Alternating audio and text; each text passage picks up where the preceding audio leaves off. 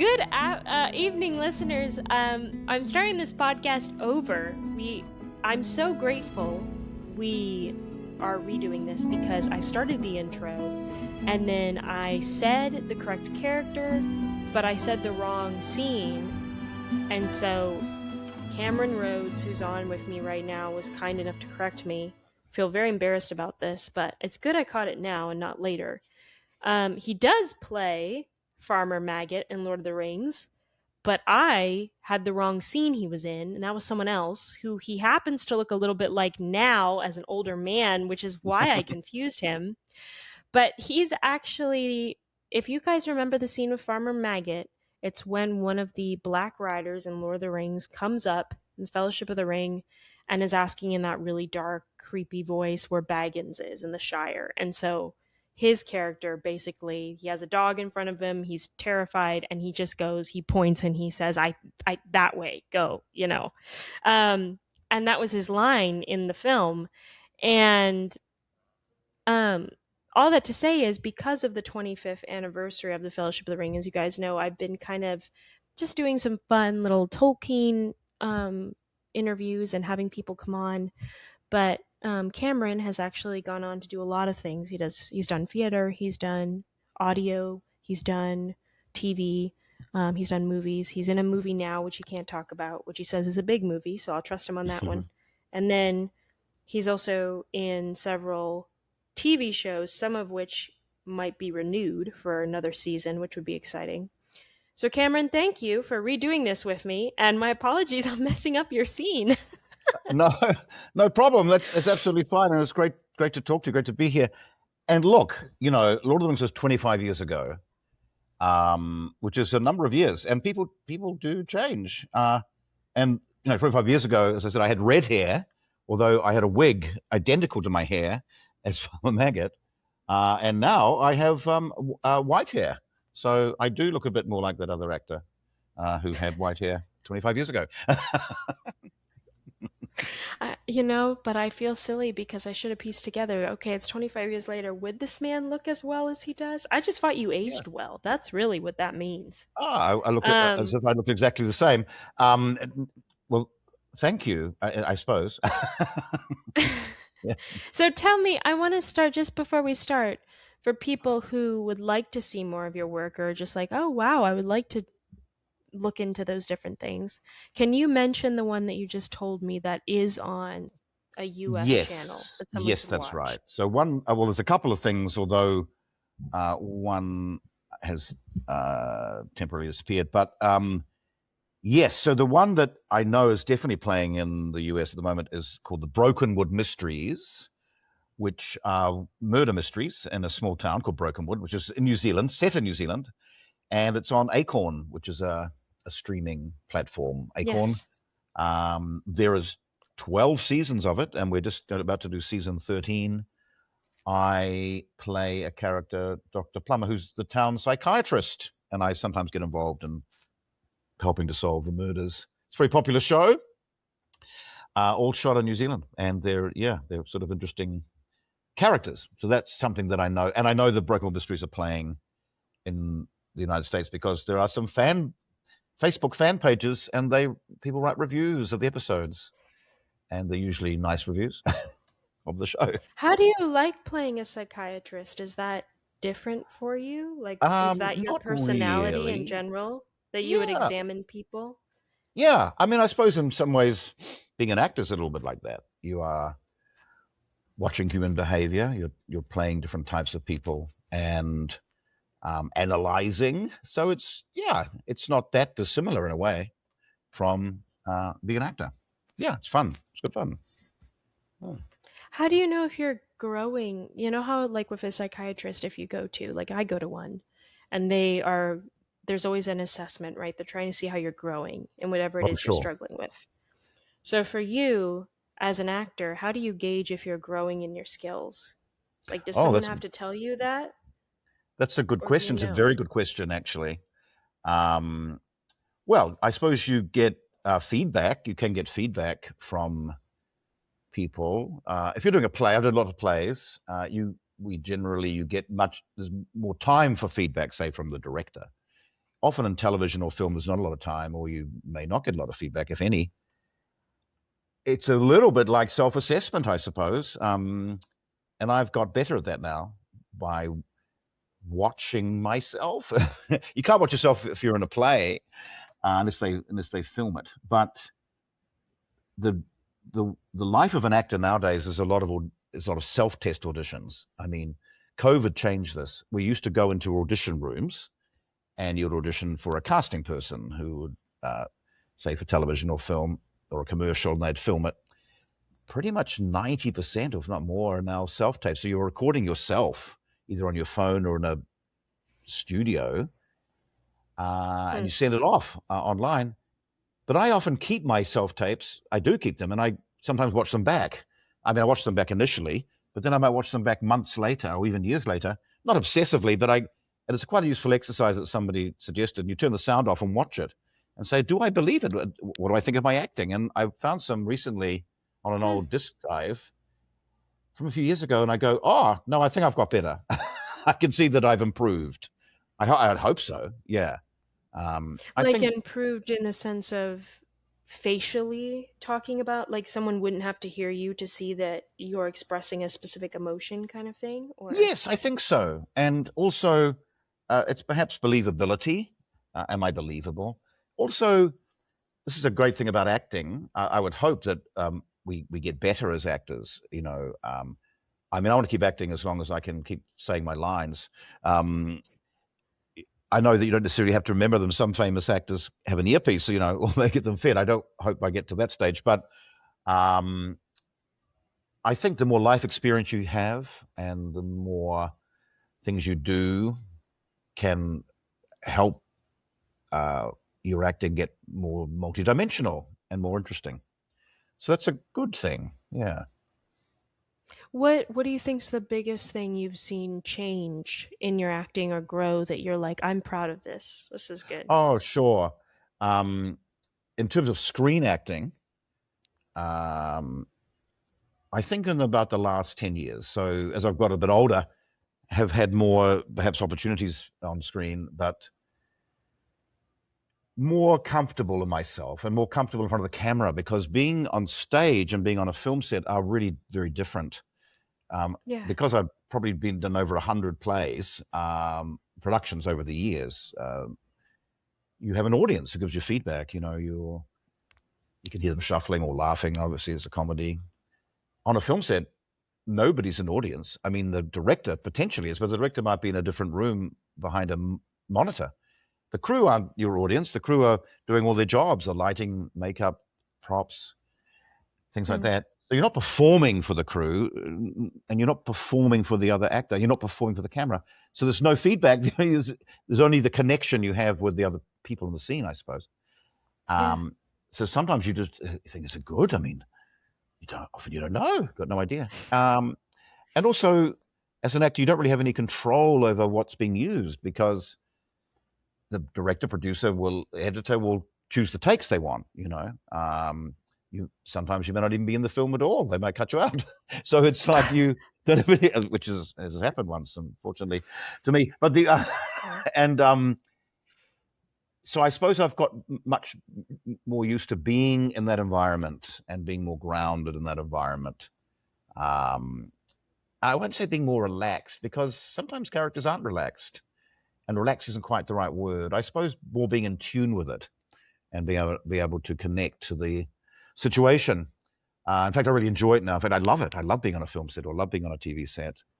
Uh, I think in the last probably few years, I've got much better at that, and I think that's reflected in my screen performances.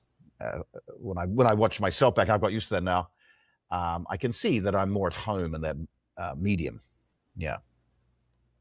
So that's just, I'm so sorry that, I mean, I've heard other actors say this too, where like they were not, and usually this was earlier in their career, they were really excited about being in a movie, and then they watched the movie and they weren't in it, and they didn't Yeah, like get told or anything. They just went to the theaters, they were really excited, I and then know. they were like, why am I not here? Am I watching the wrong movie?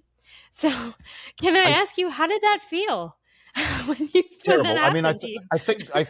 I think it kind of behooves the production to let you know if you're not in it.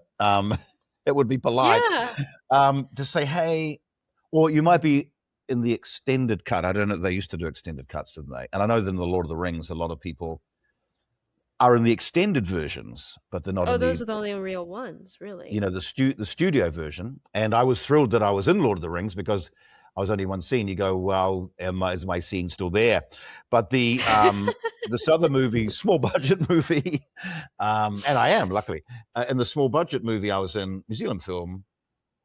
I was in, I think maybe one scene or one or two scenes, and they didn't tell me. And I went to the premiere, and I had friends there. And I said, "Yeah, it's great. My scene's coming up," and it wasn't in it. Oh no! Oh no!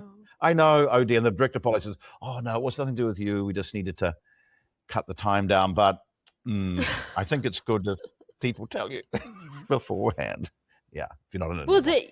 because you came though to the premiere, wouldn't they have wanted to tell you? You don't have to. I think either they just split their mind, or they were embarrassed, or they just didn't care. I don't know. It's a film that I can't even remember what it's called. But that's only happened once, luckily. Yeah, to me. But often it's not Yeah. personal. It's nothing to do with you at all. It is actually to do with sometimes it is to do with the just the story. Yeah. Do you think you become less personal when it comes to your career? Like, I know when I've done this, this podcast is entering its third year, so it's, I mean, still relatively young, but anyway, we've almost reached 300 episodes, and I've met so Wow. many different types of people, talked to so many different agents and stuff, and some of them are very nice, and they've been in the industry for 25 years, and they will still treat you well, even if you're a nobody, like on the chain of wherever. But other Yes. people I've met, they're very like, who do you think you are? Why are you even trying to do this? Like, why are you calling? They're just To there's you, like people this have said that to you. yeah, Have said there's that. an Really? impersonality. Well, I wanted to Really? ask you, and maybe it just depends on the fame or wherever you are, but I wanted to ask you, like in the industry, is it easier to get farther removed from the humanity of being typical outside of an acting role? That is a very good, very, very good question. And a very interesting one. Now, somewhere like New Zealand, because I work in lots of different countries. I work in Australia, work in America. I have agents in those countries, and a lot of the time now I am based in the United States, and have worked in a lot of different environments. And it's quite rare, in my experience, to encounter that, but it has happened, and you can see sometimes, and can hear horror stories about, say, big stars who won't come out of their trailer or make people wait, or you're not allowed to look them in the eye, or they don't treat people all the same. Treat people the same. They might be rude to people they perceive as being under them. This is true of any job, I suppose, or situation. Yeah. And I think sometimes, yes, I have quite rare. It's quite rare to encounter it, to be honest. But then sometimes somebody might be going through something, or the person is the actor has a very difficult scene or something, and that's fine. You give them space. The majority of the time, I have found people to be not like that, to be collaborative, and you don't necessarily be best friends with people. It depends, but Yeah. occasionally you might encounter people who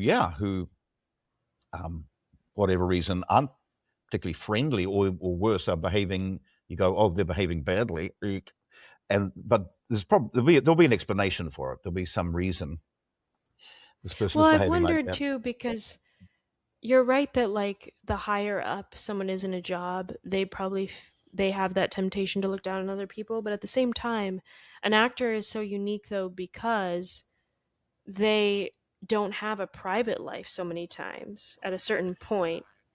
And so that's Yes, like their private life combines into their public all the time. And so I'm wondering too if that's just an added frustration, so maybe it's more like there's no way to say, can you please? I just don't, I I wonder think if it's hard to communicate that. It's look, it's from my point of view, it is very important to stay connected to the real world, grounded. If you become very famous, like very very famous, say Brad Pitt famous, and you can't go anywhere, or you hear the stories of Keanu Reeves and people filming in Australia, and he goes to a cafe, and then within 10 minutes, there's 400 people outside the cafe wanting to see him. So these and these things can happen, and a lot of these very very famous actors have to have minders, or they have to have security all the time, or they're like rock stars because they're quite literally film stars. That's not true of everyone. No, you see, the pictures of Timothy Chalamet on riding the underground, the subway, and stuff. So look, there's a whole mixture of experiences here, and to become very very famous, where you can't, like, I like getting public transport. I like, because you see real life, you see real people. If you become so recognizable that you can't do that anymore, I think it would change you in some way, and you'd have to adapt. And because, as you say, you become a very public person, a very public figure, and Yeah. that would make life more challenging. And so I suppose the challenge then is to try to remain a good person, but or a friendly person. Occasionally in the industry, yes, I mean, there can be people going, "Oh, who do you think you are?" And I suppose there are protocols and certain things. And look, on a film set, it's very hierarchical. Often, you have the background actors in an area, and you have the big stars might be in their own particular area, and you might be say, "Oh, don't go there." And it's often for a very practical reason, to keep it running. It's almost like a military operation, particularly in a very big film set, something like Spartacus House of Asher, which I was just in recently, which might have 400 or 500 extras. Lunch might be for 600 or 700 people. Lord of the Rings, Hobbit, Gollum film that's coming up, it'll be equally huge, and they need to be managed. I personally think it's very important, and the actors that I personally like and have worked with, what you'd say are very big actors, are friendly, and not necessarily friendly, but they're grounded, and they're professional and decent people. I think I would hope the majority of people are like that, but of course, that's not entirely true, is it? Yeah. So it's interesting because when I've talked to some actors, they really would love to be very famous someday, like reach that kind of level. And then other people, and it's not even level of talent, but it's just level of like, oh, if I get into a specific movie that will be really big, people will recognize my face. But then other people are like, I'm very happy with being able to do what I love and make money from it, but not be at that place where I couldn't even walk into a grocery store and get water if I needed or whatever. Is that like for you? Do you find it that way? Because I mean, it's funny because as you like, I remembered you were Farmer Maggot. I remembered you were from the wrong scene, which is embarrassing. But I'm wondering if like more people would be like, "Oh my gosh, it's Farmer Maggot." But I'm guessing that doesn't happen very often. Okay, so of all the films or things I've done, I doubt I will have as big an audience as I have had playing Farmer Maggot, because that Lord of the Rings movie has been seen by, I don't know what the figures are, X billion people, more. And it's a whole new audience now. There's people who watch it all the time, and I occasionally do get recognized. A 7-year-old boy came up to me and said at an airport, "Are you Farmer Maggot?" Because his father, Oh they my just watched goodness. it. I think they just watched it on the plane even. And so there's a whole new generation, because they're great movies, great story. And that character, although bigger in the book, is at a turning point moment in the film, with the Black Rider comes through, looking for the hobbits, looking for the Shire. And so you remember that moment, first moment of real fear in the film. And so, yeah, I do occasionally get recognized as Farmer Maggot, which is kind of hilarious all these That's years later. amazing. Which is kind of amazing. For me, what I've heard this from other actors too. If you get more profile, you get more momentum in a career. It just means perhaps more opportunities open up.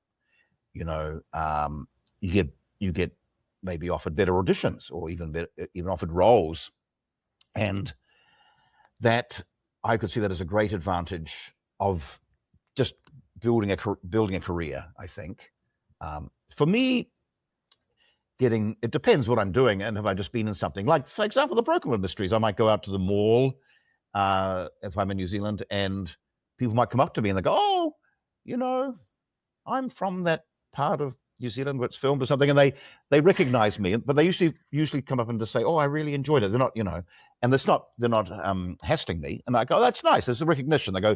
They're saying I enjoyed the show, which I appreciate. But to just be so They don't want a famous, psychological evaluation or anything. no, they kind of want to say I enjoyed the show. But if I was to be so recognizable, that you can't go into a supermarket or anything, that would be challenging. That doesn't really appeal to me. What does appeal to me is the ability to play better characters, and to reach a wide audience. That would be great, to reach as wide an audience as possible, which certainly Lord of the Rings has done. I'm not sure, as I said, I'll ever be in a bigger movie, but anything's possible. It's like being in Star Wars. Imagine being in the first Star Wars. It's like that. It's just like a iconic film. Or The Matrix, something, these big, very big iconic films. That's fun. That's really fun. So, yeah, I mean, but just the recognition for people thing. Listening, I was gonna say, what else did you? Because people, I probably don't know this. Like, what else did you do? Because you said you did more than just play Farmer Maggot. You did other things behind the scenes. Yes. So this was in Wellington when I was living in Wellington. I'm from Wellington in New Zealand, and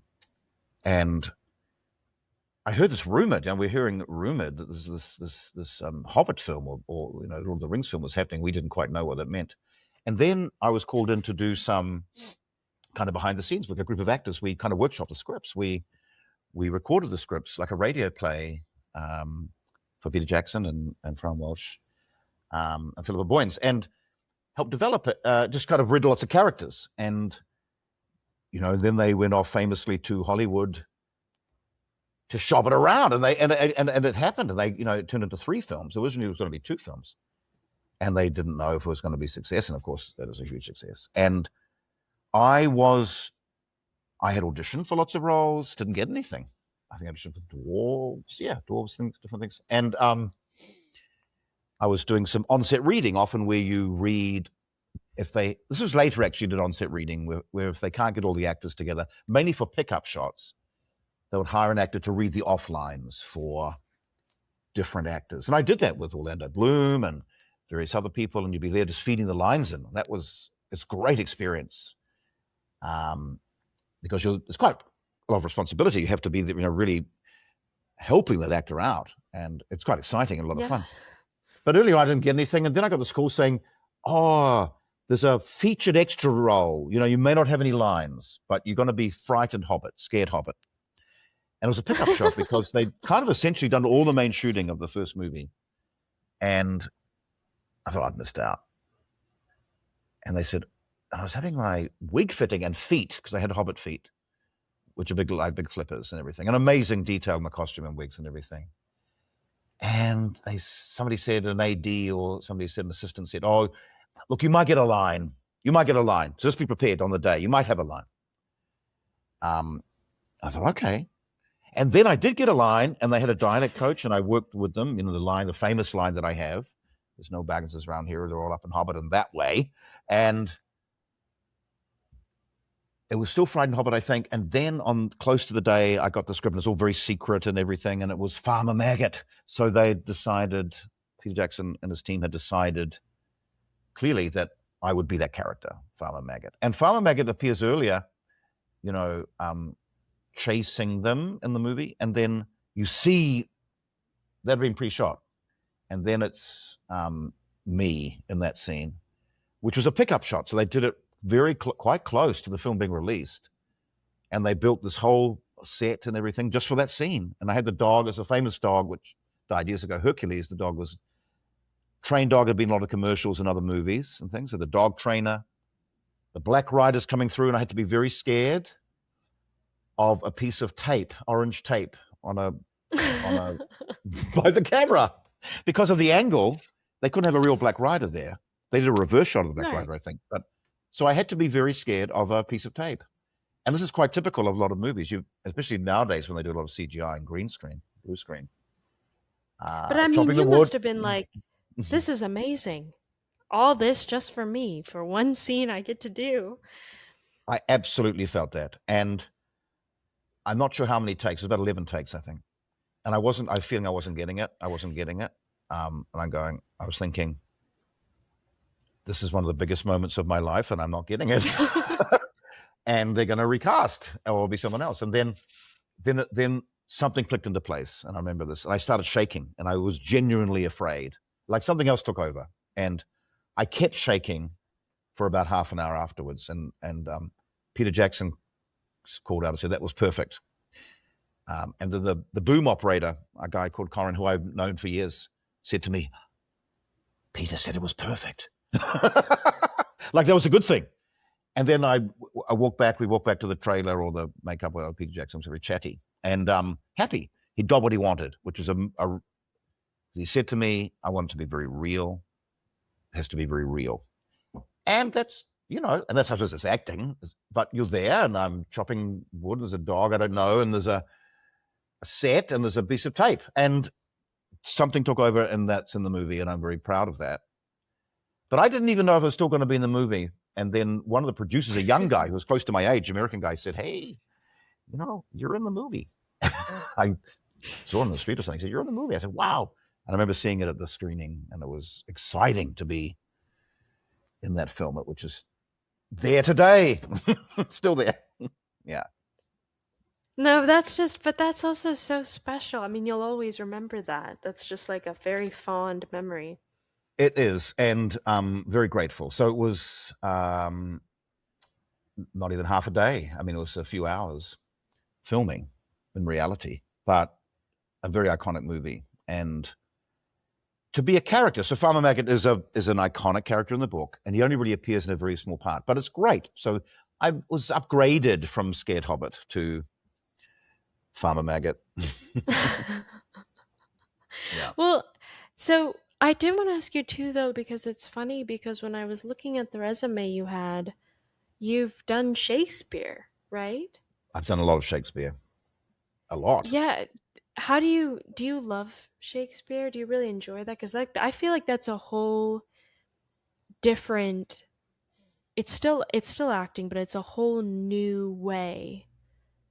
Like you're communicating with your words and with the rhythm of how the words are said and with your body language. I feel like it's a different type of play, you know? Sure. It is. The last Shakespearean role I played was Gloucester in King Lear. That was a couple of years ago. And for those who know King Lear or those who don't, Gloucester is King Lear's. King Lear goes mad. Best friend, one of his best friends, but he gets and there's a sort of insurrection happening with one of his daughters, and Gloucester gets captured and gets his eyes gouged out. So there's this brutal scene where I get my eyes gouged out on stage, and then I have to be blinded for the second half of the play. I'm wandering around in a blindfold with no blood pouring down. It's very dramatic character. Yeah, I started doing Shakespeare. In fact, that was the first role that made me want to be an actor. I mean, I did speech, a thing called speech and drama, which is kind of like drama classes as a kid, privately and at school, and was good at it and loved it. And then I was in a production of The Hobbit, actually, when I was about 11. And Oh, wow. It was a big production of The Hobbit with great costumes and everything. And I loved doing that. I was Balin. I played Balin, the oldest dwarf. And I was probably about 11. Yes. Yeah. And the director still, fondly says, the oldest dwarf, Robin Payne, the director. So but a couple of years later, in this repertory, like a community theatre, we did Twelfth Night, which is a Shakespeare play, and I played Feste, who's like the fool, like the clown. I was 15, and I loved it so much. I played that too. You played Feste, really? In a community play. Community play. You know the play. It's a wonderful, one of my favorite Shakespeare plays. I loved that. It was so you fun. You played Feste. Yes. Isn't that great? Has some songs. It's a wonderful part, isn't it? And it's magical. And then, but the language, as you know, because you've done it, the language is so rich, and Shakespeare's language, although it's over 400 years old, now still carries. And some of the words are antiquated, but a lot of it really isn't. And in those days, it wasn't a visual time. People went to hear a play, and the stage was quite bare, the Shakespeare's Globe, and language was used to create the images, and people would use their imagination a lot. Yeah. That's the wonderful thing about it. So you're conjuring, creating the drama a lot with the words. But also a lot of it's quite modern. Like sometimes in Shakespeare plays, it sounds almost like modern dialogue. So it's quite amazing. It was written, isn't it? So it still holds today. That's why it's so popular still. Of course, Romeo and Juliet, the very famous ones, Hamlet. But Feste, that was the moment I thought, I just want to do this as my job. I found my community. And it has not changed. And I went to drama school, so I've been acting professionally for 37 years. Started acting when I was 20, 21, 58 now. So, but that was the moment, Shakespeare. And through my career, I've often returned to Shakespeare, and I've been in companies where we've had touring vans and we tour around schools or tour to theaters where we do productions. Midsummer Night's Dream, I played Bottom. Wow. And we would go to a big theater, and then a few nights later, a small theater, and people loved it. And it's so satisfying when a Shakespeare play is done well and it comes to life. It isn't always done well, but when it is done well, people just really buy into it, and you start to get the language starts to take over. And there's also on stage, everything's in wide shot. It is very physical. There are no close-ups. You have to use your voice and your body. And that's exciting. And a lot of my favorite actors, screen actors, often return to the theater. And I see a TV show that I love, The Pit, and I'd love to be on it. The Pit, I don't know if you watch The Pit. A lot of the actors are in their off time. It's very big. It's big around the world. It is on Broadway or off Broadway doing plays, which I love. And a lot of those actors have come from theater, and they film The Pit like a play. They do it often in one big shot, one-ers. And that's kind of becoming a thing now. The Studio, that great show, The Studio, also do one-ers. This idea that you rehearse the scene and then you film it all in one continuous go. That's very much like a play. There's no cuts in that scene, and you have to be able to sustain that energy. And theater really trains you for that. There's no escape. You have to, and there's no second takes. You have to. If something goes wrong, you have to cope. I recently played Poirot, Hercule Poirot, in Agatha Christie's Murder on the Orient Express. So that very famous movie, recently by Kenneth Branagh. We did a stage production here in New Zealand, and I played Poirot, and I had to dye my hair black, and I grew a moustache, initially a false moustache, and I grew one. Show sold out, but on the opening night, something went really wrong. It was a key clue in the play is a button, but an actor came on, a button fell off his costume, so I had to acknowledge it. And I don't know what happened, but I improvised. I said something, and the audience applauded, and we went on. And something took over, and you had to cope, if things go wrong. But the audience love that when that happens, when a spontaneous thing happens. But you can't say, "Cut, can we just do a retake?" You have to cope in the moment. We've got 700 people watching you. Yeah. Yes, except when it happens so much, people start getting annoyed. Yes, that's They're not like, so good. Once, twice, that's fine. Then after a while, people are like, "Well." Ideally, you don't want it to happen, but yeah, exactly. On the rare occasion that it happens. Yes, but when you're playing a comedic role in Shakespeare, I feel like you can change it every night.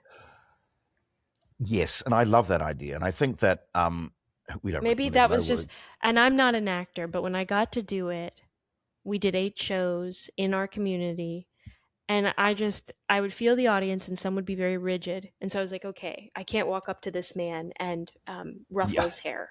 He really would not like that. But then there were other times where the people were so engaged that you could sit in their lap, they'd laugh. Oh, they wouldn't mind. Absolutely. And that's the wonderful thing. That sounds very interactive, your production. That's the wonderful thing about theater is that it ideally it is different every night. There's a famous book actually called Different Every Night, written by a director called Mike Alfred. He talks about that, where we're encouraged to, within boundaries, that it's a living thing, that the play's not set in concrete, that it can be, particularly comedy. That's absolutely true. And if it's something like you're breaking the fourth wall, a comic character in Shakespeare, that sort of, if it's set up in that way, absolutely. And yes, the audience the audience really can change it, can't they? If they're just really stiff and not laughing, you go, oh, okay. You can't force it. And then if they're really in it, it might be like a rock concert. So yeah, I love that. That's a wonderful thing about a live show. Yeah. So you wanted to be an actor from that, and then how did your parents take that? Because some parents Sure. are very happy about that, and then other parents are like, "Why don't you be a doctor and then do acting on the side?" Well, it's very funny you say that because my father is a doctor, was a doctor. Oh, He just recently retired. He's in his mid-80s, but he'd been a doctor up till about a year ago. And they didn't say that. They were very, very open, and they just wanted me to be able to support myself and do what I love to do and be happy. And that's really great. Very open-minded, very supportive parents. The high school, however, that I went to, called me into the office when I'd chosen for my subjects. I wanted to do music, art history, creative subjects. The principal said to me, "Why aren't you doing science and chemistry and physics? Do you not want to be a doctor like your father? What's going on?" And I said, "I want to be an actor." And it's like I had vomited on the floor in front of me. He looked at me aghast. But then, to his credit, I was in the high school production, towards the end of the year, and he came up to me and said, "No, you've got it. You've got what it takes to be an actor." So it was he came around. But in those days, this is the 1980s, slightly different times in New Zealand. Being an actor was not a common thing. It has changed. Now there's much more television. yeah. I'm involved with teaching drama as well in drama schools and things. And it's over the last few years, things have changed. I mean, still a lot of people worry. Acting is hard, believe me, and a lot of people don't last at it because it is a challenging profession. Excuse me. But no, my parents were very supportive. The school said, "Don't you want to be a doctor?" I wasn't very good at science, so I'm not sure that I could have been a doctor, but I was very good at English and that sort of thing. So it was more in my wheelhouse, what I'm doing. But you did. You ended up playing the psychotherapist. I mean, that's kind of a doctor. Yeah. And I played doctors. I played Yeah. lawyers, Yeah. chief executives. Yeah. And that's the great, wonderful thing is you get to play these people. You get to be that profession for a period of time, which is exciting. It's great to play different types of people. I love that. Yeah. What do you think's been the most discouraging season for you as an actor? Was it like Oh, because of something going on in the acting, or was there something personal that affected your ability to really focus on the acting? right.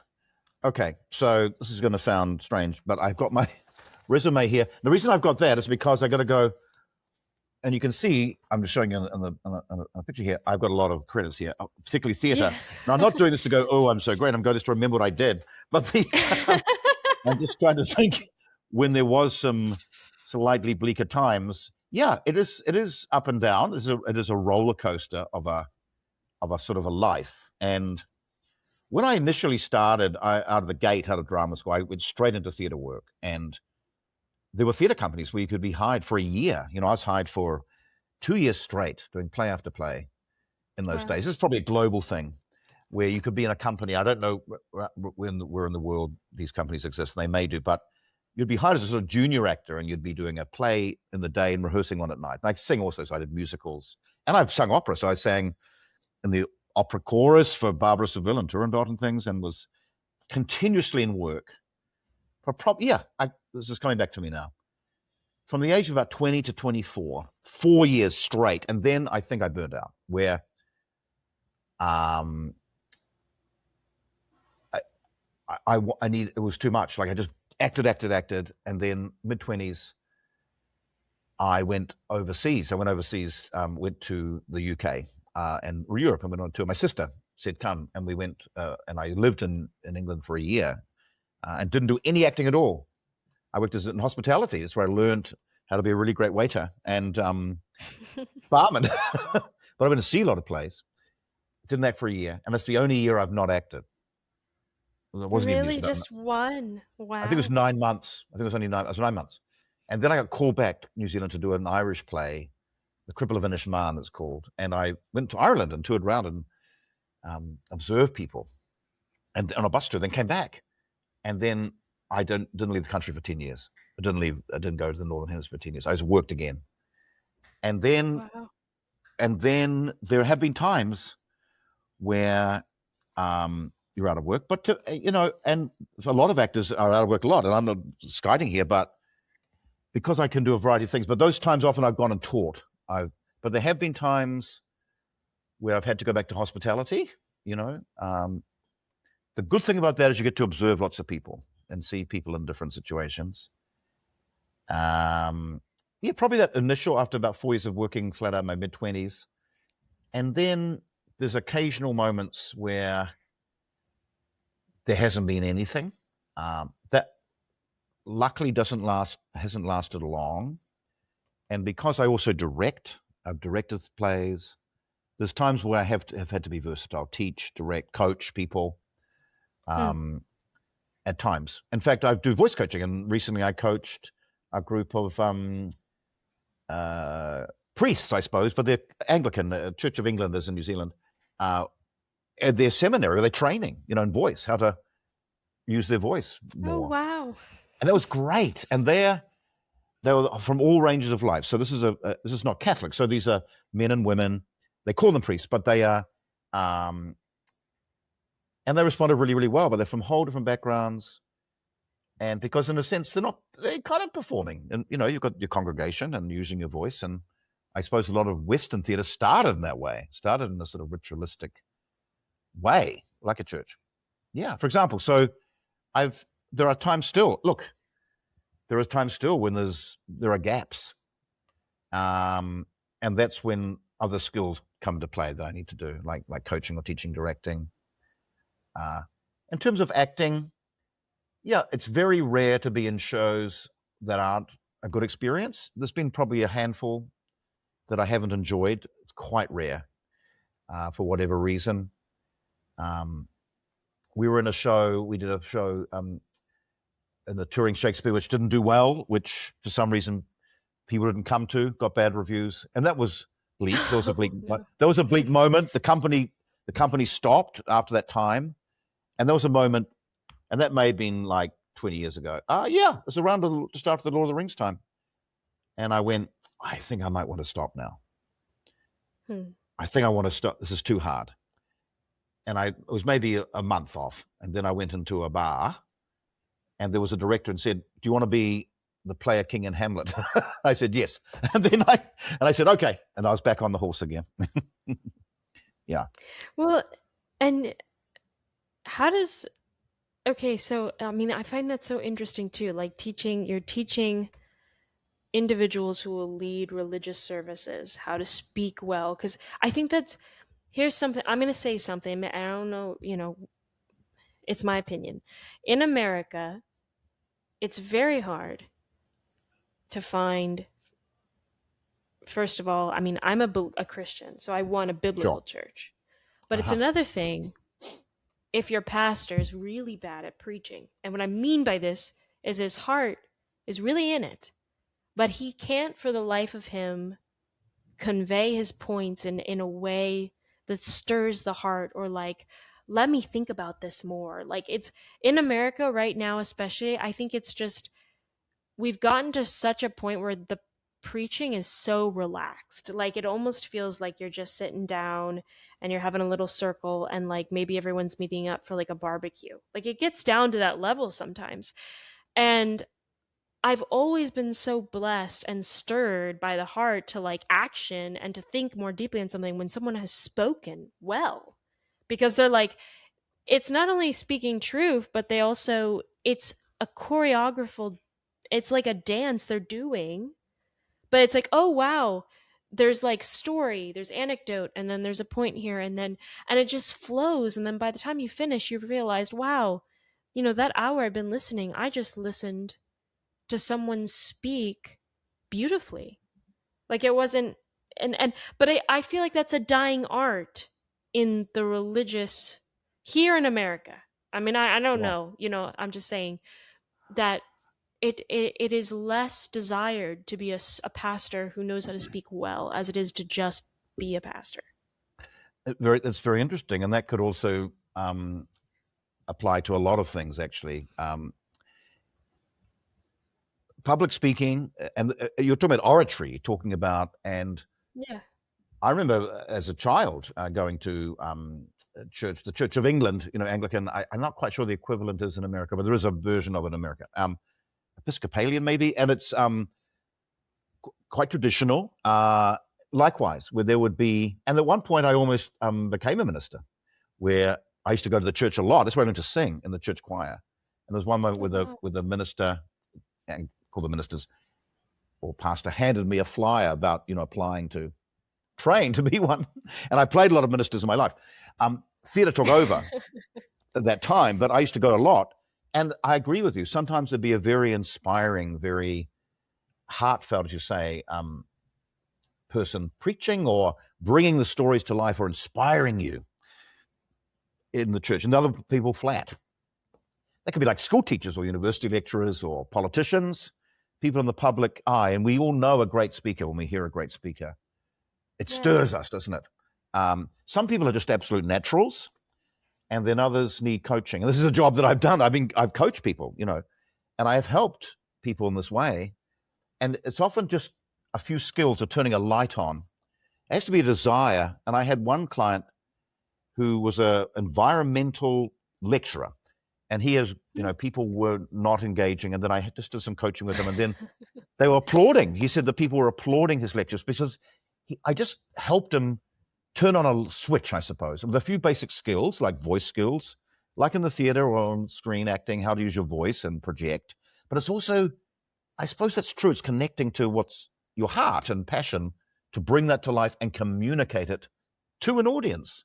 Now, that audience might be a small audience or it might be a big audience.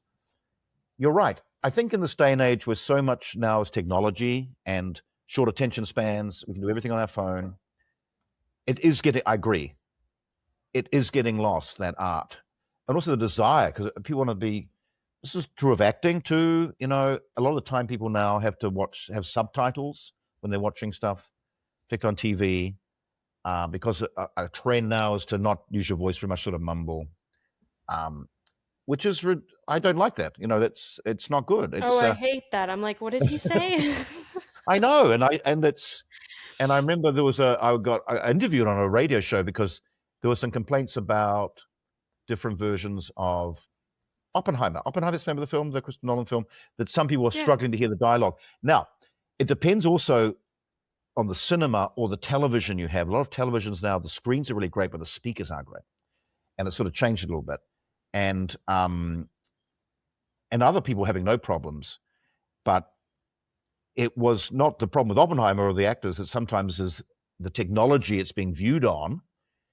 And so they were all fine, and they just use that as an example. But sometimes, particularly on TV shows, people are hardly talking with any volume or clarity, and that's actually not real, because if the other person could hear you go, "What? I can't hear what you're saying," but they seem to be getting away. There seems to be a trend, but this is filtering. I agree with you, into everyday life, where sometimes people feel they don't have to put it out there. But if you're a preacher or if you're a person in the public, it's using your voice publicly and professionally. Yeah.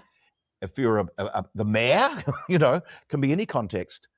And I suppose this is where I have been employed and have helped people. And it's often just turning a switch on. You go, I'm allowed to use my voice. I'm allowed to be fired up and inspire with what I'm saying.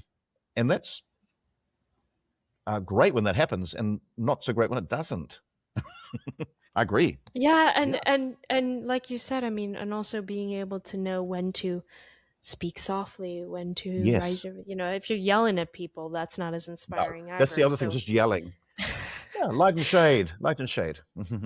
Well, so can I ask, is there something you're really passionate about besides acting, that it doesn't take you, since you have a gift to speak and you know the techniques of speaking and conveying your ideas well? What is something outside of acting that you're passionate about that you think you can communicate very well? Sure, that's interesting. Well, I suppose I do really enjoy when I am teaching, I suppose, or coaching people, and that's it's not acting, and this is usually to do with actors, people who are up and coming, and that's and I often learn. This is my cliche. I learn from my students, but it's kind of true.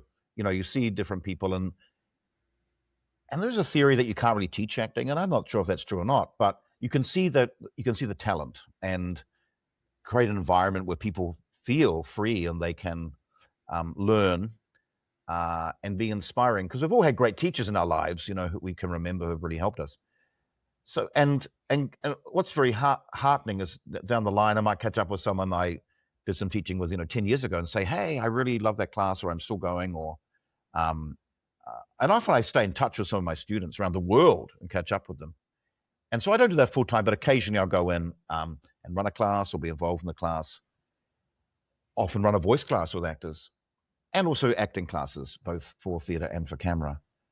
So that's something that I like, that idea of passing on, of being able to work with a new generation of people who are up and coming. And that always keeps me humble too. It's very grounding to go into a class or a workshop, and then to be a student myself. And I've attended classes and still do, where I'm still very much learning. And the thing about acting is you're always learning. I don't think I'll ever think, oh, I'm there. I know it all. I've made it. So that's not a thing. So I suppose that's an area definitely where, for me, it's a giving back thing. I really enjoy it. It's a learning thing too for me. Yeah. How about gardening? Do you like to garden? Where I currently am, I don't have a garden. I do like getting into nature. So photography, cycling. I love sort of cycling. Oh, do My you? And father's you a like photographer. photography? Oh, wow. I do, and I've always done photography. And I used to do it. I used to do it where I print my own photos, where you in the darkroom, where you develop the negatives in the film. And so this thing's got lost now with digital photography. But the really great thing about a smartphone, iPhone, you can capture really great photos sometimes without people knowing, or with that, in the moment, or just take it spontaneously without having to set it up. So there is also advantages in that. That's something I absolutely love, is photography and travel. Traveling, those sort of things. Yeah, and the downtime, if I have it. Yeah. Yeah, it sounds like maybe you Not don't gardening have so it much. too much. Not gardening so much. I mean, I have friends, actor friends, who love gardening. No, I'm more a city person. Apartment living, that sort of thing. Yeah. Well, can I ask you, just because I want to be respectful of your time, but when you mention opera, do you still sing opera? There's an episode of the Brokenwood Mysteries in this current season where I sing some opera. And I can tell you the story. It's a bit of a spoiler, but I won't give too much about the context if you want to watch it. I was not, to answer your question, not really, but I was at a friend's birthday, 60th birthday, someone I went to drama school with. And there's about 100 people there more. And I arrived and she said, will you sing for me, please? And she didn't give me any notice. And I went, what? And so I thought, what could I possibly sing?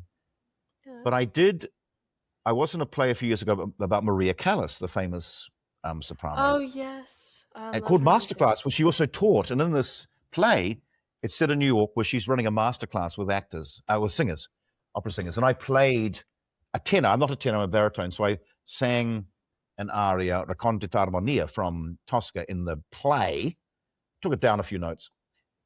That's 20-something years ago, more, 30, 25 years ago.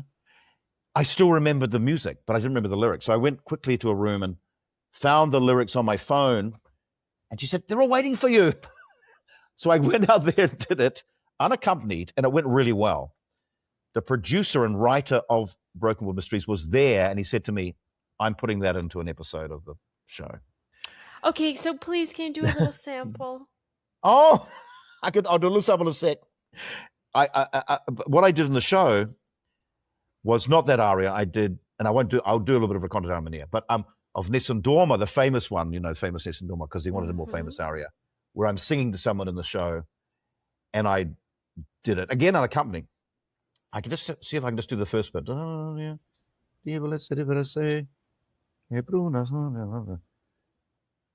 me find the lyrics while we're talking. Let me find the lyrics, and I'll keep talking, and I'll just do a little bit of it then. Because I was even going to say, if you wanted to sing "Happy Birthday" in opera, I would. No, I want to sing a little bit of this, because I can't remember the lyrics. The Condita, but opera I loved. I mean, I was never a soloist, but I was in the chorus. But also, my old singing teacher saw the episode and he messaged me and said, and I learned from 30 years ago. He said, "I can see you're still singing," and that was good. He didn't say it was bad. So that was good. No, and I mean, in some ways, I could have been an opera singer. I mean, I don't mean this vainly, but you have to absolutely, you dedicate your life to it. Yeah. And there was a point where he said, you could train in this. But I like to go out too much and party and live a social life, and actors do that. And I don't think opera singers can. You have to be absolutely, your voice is everything. And so I sang in musicals, Sondheim, various things like that. I'll just do like the first 4 lines. Shall I just do that? And it will be probably in the wrong key. Here we go. Recondita armonia di bellezze diverse e bruna floria l'ardente amante mia. It's so pretty. You know why? It's because I don't meet a lot of people who sing opera. Sure. No, it's like, and I'm like, why? Like, and it's not that it's bad if you don't. It's just, it's so cool when you get to meet someone who does, because opera is just such a beautiful genre of its own, Oh, and look, I often watch it on YouTube or something. I'm thinking, to relax. In fact, I get very inspired watching musicians. YouTube, I was watching, I was in Turandot, the opera Turandot, in the chorus. It's a big opera, big grand Puccini opera. And sometimes I watch it and I just bring back memories. And and it's big stuff and it's very dramatic. But when the singers are also good actors, which quite often they are, and I find it transporting and moving, and heightened. Oh, yeah, you cry. You're crying, and it's like, La Boheme, and often people, it's very dramatic, a bit like a Shakespearean tragedy. People often die, there's love and it's heightened and it's big. Yeah, that sort of very open sound, vowels. And they say that vowels carry the emotions of words and consonants give them the meaning. And that would be true, this open sound, and it can kind of get you, when you hear those sounds, very powerful. Yeah. So I enjoy seeing opera. To be an opera singer that's your whole life. That would be your whole life. But I occasionally... you can play opera singers. Your options are endless. It's okay. I can get away with not being perfect in that sense. Exactly. I can still dip in and be. And this character in the TV show, he's clearly he's an amateur dramatics person, like a community theatre person who loves opera. So my singing's far from perfect, but it's heartfelt. So it's kind of works. Yeah. Well, thank you so much for this interview, for your grace and your patience. But it was wonderful to talk with you. What a rich life this Farmer Maggot from this one scene has. Thank you. Yes, one scene in one of the biggest films in the world, 25-year anniversary, which is quite amazing. Absolutely. And it was... a special moment to be in that movie, to be honest. And I look forward to seeing... But you were hiding a lot of talent. Thank you. All of this stuff. I'm still going. You didn't sing a song. You didn't play piano. Nothing. Nah, we didn't he just see chopped all that. wood. He just said they're that way. Yeah. It's not me, they're that way, which is naughty of him to do that. Yeah. They're that way. Go and find them. And they escaped, luckily. But yeah. Oh, thank you very much. It's been great talking to you. Yes, thank you so much, and have a good rest of your day, and I'm going to get ready for bed. So. Of course, in your time zone. Absolutely. And all the best with the rest of the podcast. Great, fantastic meeting you and talking to you. Oh, thank you. Bye. Thank you. Goodbye. Bye.